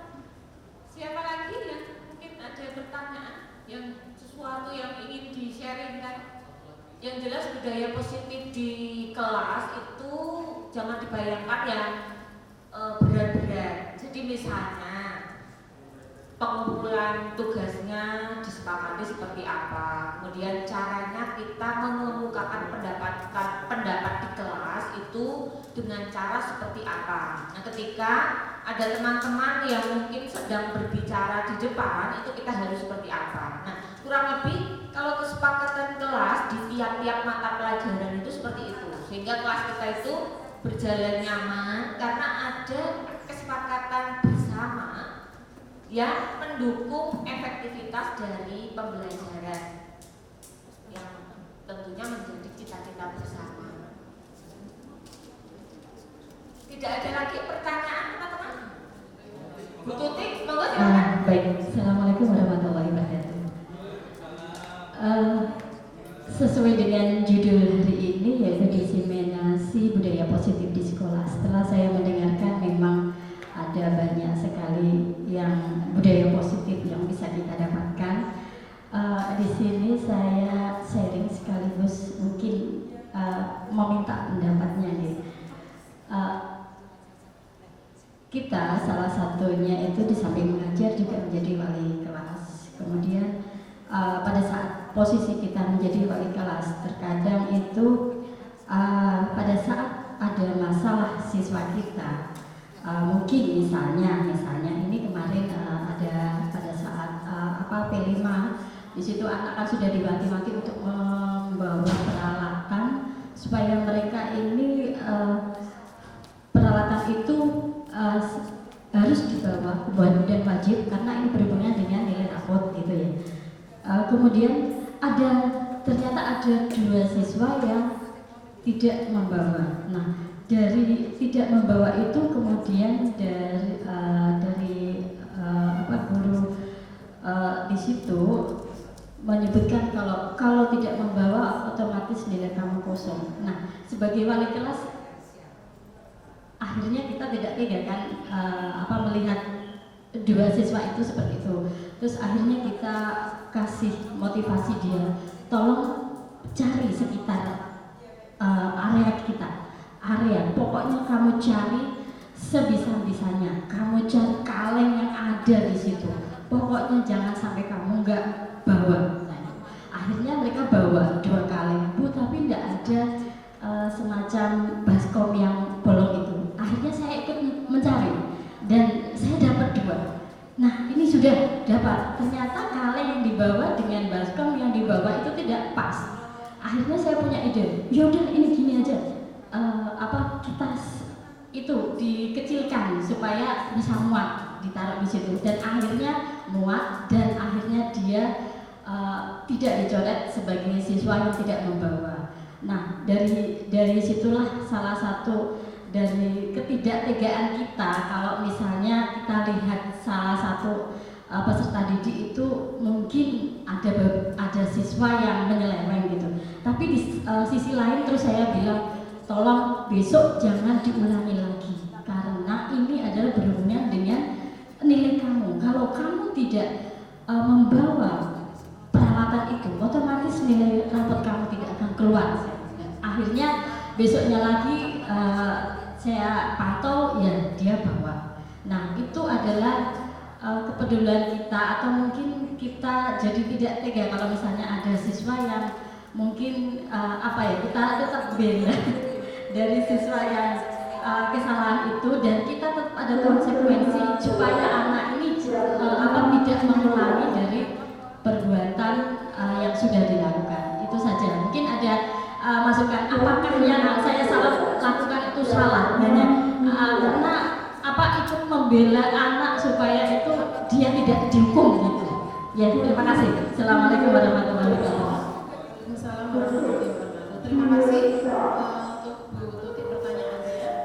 Di sini ini tadi salah satu tujuan kami diseminasi di sini adalah mengajak ya. Jadi budaya itu tidak bisa dilakukan oleh satu orang. Artinya kalau satu orang sudah berusaha seperti ini, sebenarnya budaya itu kan kita mengajak supaya monggolah kita melakukan budaya positif, sehingga dalam pembelajaran pun budaya-budaya menghukum dan sebagainya, mengancam siswa dan sebagainya itu sebisa mungkin bisa kita bersama-sama untuk menguranginya. Artinya cari cara yang lain begitu. Cari cara yang lain, jangan dengan mengancam ataupun menghukum. Itu yang disampaikan Pak Adi tadi, alternatif yang terakhir. Kemudian keyakinan kelas dengan kesepakatan kelas itu berbeda. Kalau kesepakatan mungkin kita dengan guru mata pelajaran masing-masing, tapi kalau keyakinan kelas itu mungkin bisa dibuat bersama dengan wali kelas, kemudian kita tempel di kelas. Keyakinan kelas itu berdasarkan nilai-nilai kebajikan. Jadi nanti yang muncul adalah nilai-nilai kebajikan. Jadi kalau tadi ada yang misalnya ada anak seperti ini, nanti mereka solusinya pulang, itu tidak berdasarkan nilai-nilai kebajikan, dan itu nanti tugas kita sebagai guru atau wali kelas mengarahkan. Yang namanya keyakinan kelas itu harus berdasarkan nilai kebajikan. Kemudian yang dari pertanyaannya Bu Tuti tadi, ini jawaban saya memang hanya seperti ini. Jadi budaya itu kita lakukan bersama-sama. Artinya tidak bisa dilakukan oleh satu orang. Kalau misalnya wali kelasnya seperti ini, guru yang lain pun harus mengikuti. Wali kelasnya tidak ingin menggunakan hukuman atau ancaman untuk muridnya, sehingga guru-guru yang lain pun harus mengikuti. Itu tidak akan bisa terlaksana. Pembudayaan positif itu tidak akan terlaksana apabila kita tidak melaksanakannya bersama-sama. Jadi nanti tidak sinkron antara guru A seperti ini, guru B seperti ini. Setidaknya budaya positif ini loh kita terapkan bareng-bareng gitu. Sehingga kalau si A seperti ini, nanti informasi dari si guru B, guru A, nanti kalau sinkron nanti anak juga akan merasa nyaman gitu dalam melakukan suatu hal. Intinya itu kita coba menghilangkan budaya-budaya negatif, termasuk menghukum, menghardik, kemudian mengancam dan sebagainya, apalagi sampai ke kepada nilai begitu. Nilai berupa nominal nilai kepada siswa. Kita upayakan untuk mengurangi hal-hal negatif seperti itu, dan itu harus dilakukan oleh kita bersama. Terima kasih, itu mungkin jawaban kami, dan untuk selanjutnya kalau memang perlu pembicaraan lebih lanjut nanti kita bicarakan di luar forum ini. Ngoten ya Bu, Bapak Ibu, dan terima kasih. Ya, mungkin saya tambahkan, jadi munculnya motivasi intrinsik itu mungkin dari Bu Tutik tadi sudah bagus sekali ya. Diganti dengan jangan langsung ibu yang memberikan solusi, tetapi dengan pertanyaan-pertanyaan pemantik. Kira-kira dengan kesalahanmu ini, langkah yang akan kamu ambil apa?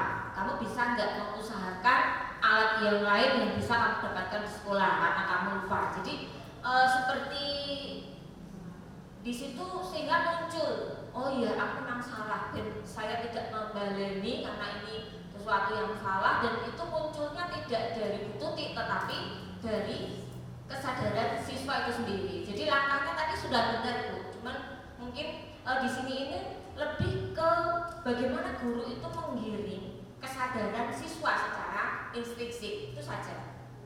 Mungkin ada yang lain? Cukup nggih? Nah, kalau cukup, acara demi acara sudah kita lalui dengan baik. Kami ucapkan terima kasih kepada teman-teman yang sudah setia mengikuti materi dari kami dari awal sampai akhir. Kami sebagai pembawa acara mohon maaf apabila ada kata-kata yang kurang berkenan, dan mari kita tutup acara pada pagi hingga siang hari ini dengan bacaan hamdalah bersama-sama. Alhamdulillahirabbil alamin. Billahi taufik wal hidayah. Wassalamualaikum warahmatullahi wabarakatuh.